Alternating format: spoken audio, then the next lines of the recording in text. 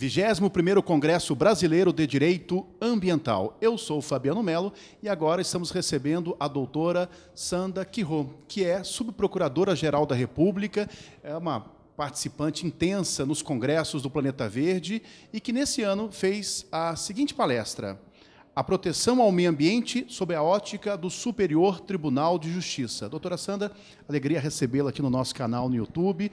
Eu gostaria de perguntar inicialmente sobre o tema da sua palestra nessa edição do Planeta Verde. Pois é, essa palestra ela foi escolhida numa época em que nós ainda não sabíamos, não tínhamos conhecimento de que sairiam aqueles 4 volumes, não é, de jurisprudência do Superior Tribunal de Justiça, pelo próprio Superior Tribunal de Justiça, organizados pelo ministro Herman Benjamin, pela Silvia Capelli, enfim, por um grupo de pessoas. E aqueles 4 volumes tiveram a participação de todos nós associados do Planeta Verde, porque, na verdade, cada um de nós comentou algumas decisões, alguns acordos do STJ. Então, eu não me fixei na minha palestra nesse comentário, porque não teria sentido, né? E procurei trabalhar mais com algumas contradições ainda entre o entendimento da primeira e da segunda turma, não é? Uma delas, inclusive, que chegou à primeira sessão e lá está desde 2013, não foi julgada. Procurei trabalhar com algumas questões ambientais, alguns posicionamentos já pacificados no STJ, não é?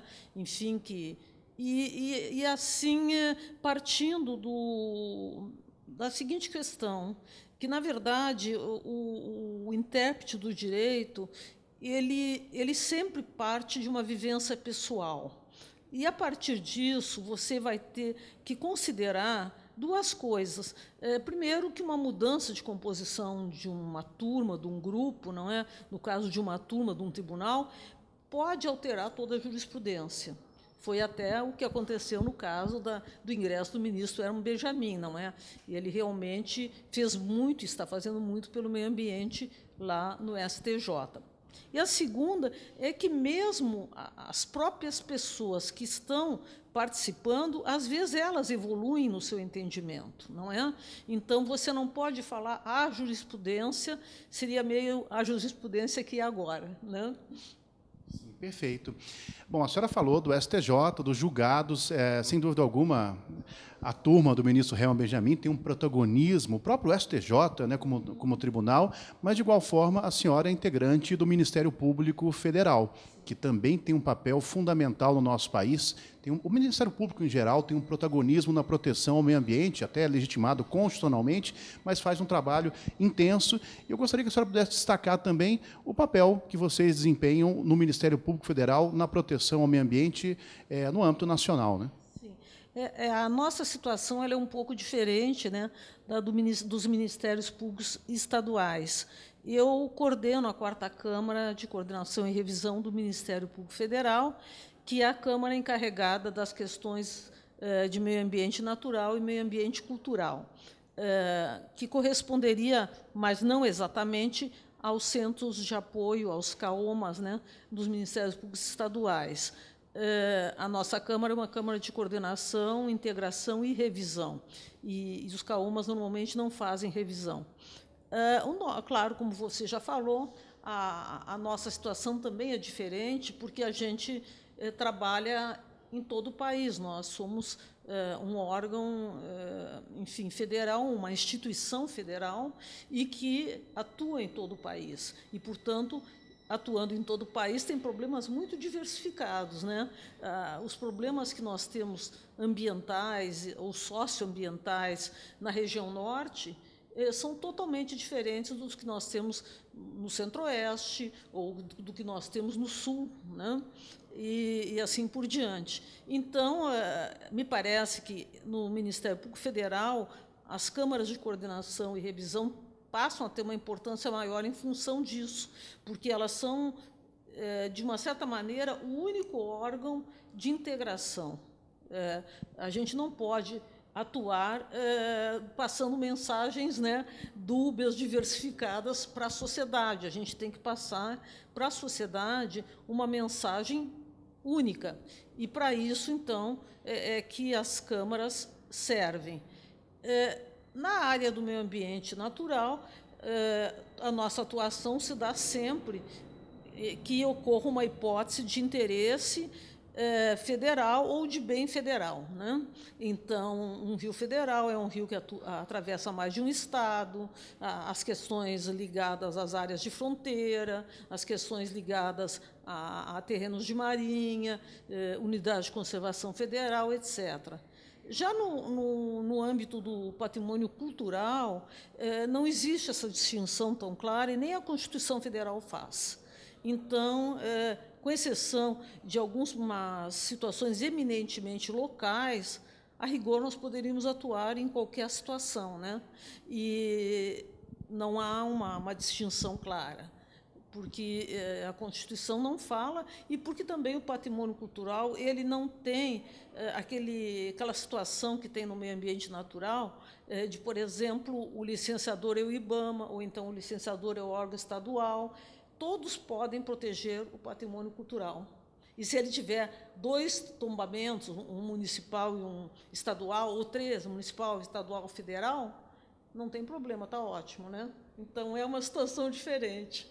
Sim, a par dessa atuação que a senhora destacou aqui, primeiro dos julgados do STJ, que foi objeto da sua palestra, bem como a atuação do Ministério Público Federal, a senhora coordenando aí o grupo, mas, por outro lado, estamos acompanhando no nosso país, hoje, iniciativas legislativas que pretendem flexibilizar a legislação ambiental. Nós conhecemos e temos debatido a questão da PEC, que pretende, de alguma forma, aí, flexibilizar o estudo prévio de impacto ambiental, o licenciamento, e temos também outras iniciativas. E eu gostaria muito da opinião da senhora sobre isso que nós estamos vivendo, dessas iniciativas que pretendem flexibilizar a legislação ambiental. Nós sempre tivemos, no Brasil, aquele dilema que não deveria existir, né, entre desenvolvimento e sustentabilidade. E sempre uma discussão até nos tribunais sobre o que prevaleceria, o interesse econômico, o interesse do meio ambiente.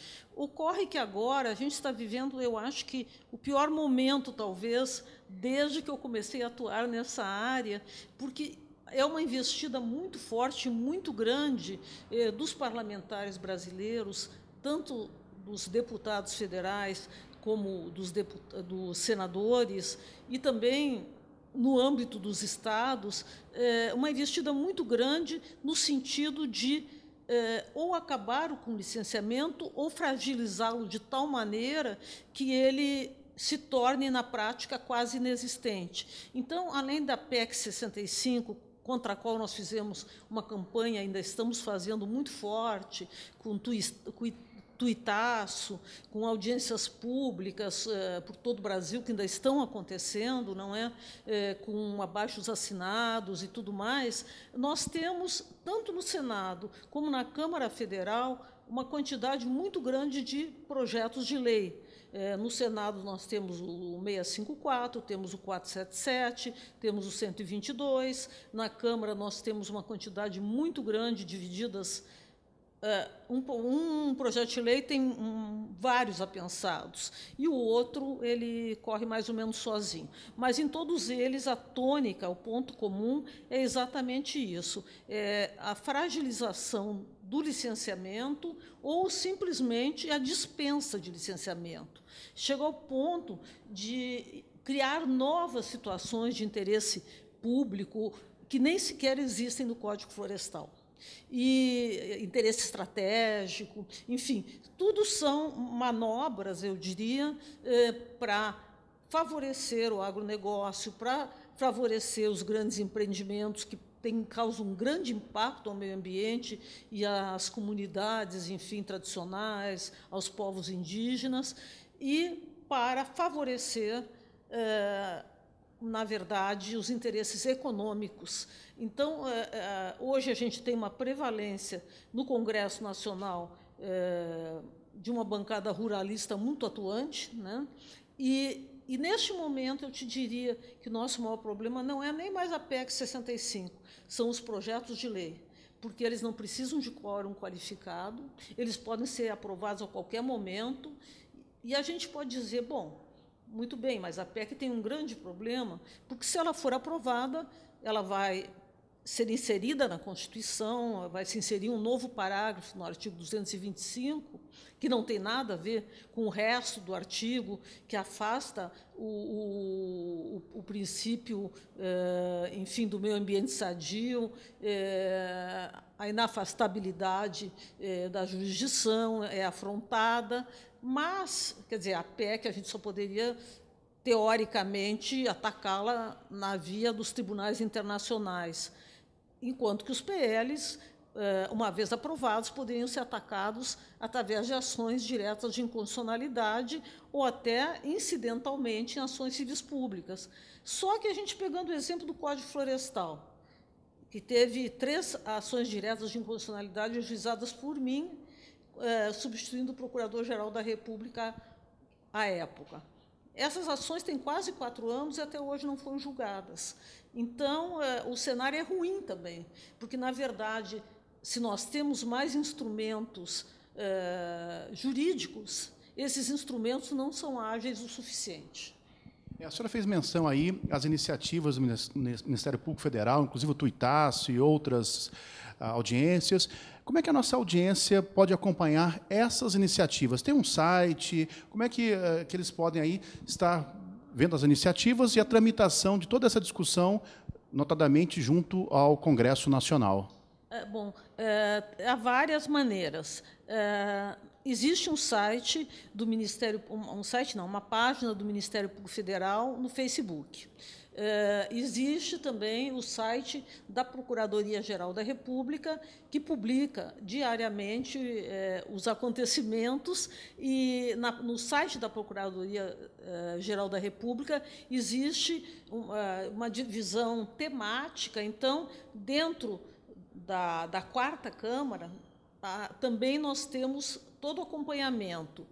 E outra coisa que eu acho que é fundamental, que é super importante, normalmente o Congresso, quando ele lança uma PEC, um projeto de lei, eles abrem uma consulta. E nós todos podemos votar, não é? Nós todos podemos votar, tanto que a última vez que a gente acompanhou a consulta da PEC 65, que é essa que simplesmente acaba com licenciamento ambiental na prática, ela tinha 29 mil e tantas pessoas opinando contra e umas 600 a favor. Então, a sociedade pode se posicionar opinando no site do Senado, no site da Câmara, ela pode acompanhar pela página no Facebook, ela pode acompanhar pelo Twitter, ela pode acompanhar pelo site da PGR e dos Ministérios Públicos Estaduais também, porque nós trabalhamos em conjunto, não é? Eu sempre falo que nós somos o Ministério Público brasileiro. Perfeito. Doutora Sandra, muito obrigado pela sua entrevista aqui no nosso canal, e fica o convite a você para que possa acompanhar as demais que realizamos aqui na 21ª edição do Congresso Brasileiro de Direito Ambiental.